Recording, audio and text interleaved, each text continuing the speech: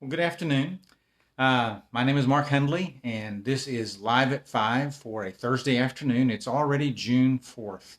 Can you imagine June is already ticking away at the clock and at the calendar? I have a birthday coming up in a couple of days, and I don't like to think about birthdays anymore. I used to be able to reverse the numbers and make myself a little younger. It doesn't happen very often anymore. In fact, it'll never happen from this point forward that I could reverse the numbers and be younger than what I am. However, have this little birthday and coming up Saturday, and I really believe that age is just a number. It has nothing to do with my brain or my heart or how I function as a person. It's just a number. It just marks the number of times I've been around the sun on this rock. That's all it is. But I appreciate you guys being here. I welcome you to Live at 5 this afternoon.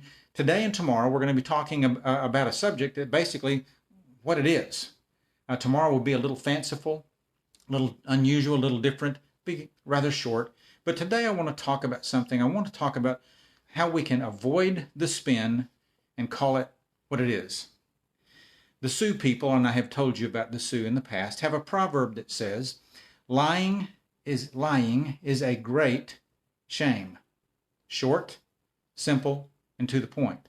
If only we as a people could return to the truth of this adage. It seems all too often that we have lost the sense of shame associated with lying. We just have. We've created a sort of false immunity to lying and its effects. We have become expert at spinning lies into something more palatable, more comfortable, and less challenging than the truth is. I become increasingly discouraged when I look around me. Spin doctors work all the time creating mirages around realities to the extent that facts become a sort of comfortable fiction. As long as we have people bent on distorting events toward their own personal biases in order to gain power or control, we as a people run the risk of losing our direction. As long as we have people bent on accepting the distortions pushed on them without taking the time to evaluate and think, we as a people run the risk of being led down paths of destruction. Let us exhibit courage to call it what it is, whatever it is. Need some examples? I can do that. You knew that. We must call a lie a lie. We must call deceit deceit. We must call tyranny tyranny. We must call self-absorption self-absorption. We must call greed greed. We must call bigotry bigotry. We must call prejudice prejudice. And we must call racism racism. You get the point. We have to call what is what it is. In my way of thinking, when we venture to color something destructive anything other than what it is, we deceive ourselves into not only believing a lie, but living a lie. Spinning is best left for a fitness class at the gym. Spinning is best suited for the wind turbine out on the plains. Spinning holds no place in governance or religion or education or personal living. It just doesn't. Spinning emerges from a desire to always be right or to come out of a bad situation smelling like a rose as if nothing is wrong. Spinning keeps us from growing and maturing as human beings. When we have the courage to call it what it is, we actually give ourselves and others opportunities to learn and create solid character. And boy, are we ever in need of solid character today. How do we avoid the spin, you ask? Well, there are four, I'm going to call them simple commitments. Simple to say, simple to craft, very often difficult to put into practice. The first commitment is a commitment to seek the truth.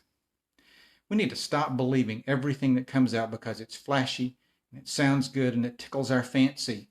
We have to be committed to finding the truth. What is the truth? We have to seek it.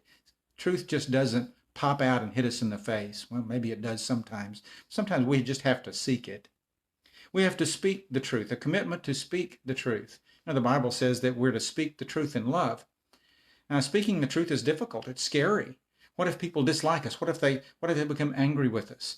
Speaking the truth in anger can often create more anger. But if we speak the truth in love, it has a tendency to be softer and filter into the heart just a little easier. Hearing the truth is difficult sometimes, but if it's spoken in love, it can make a difference. We have to live the truth.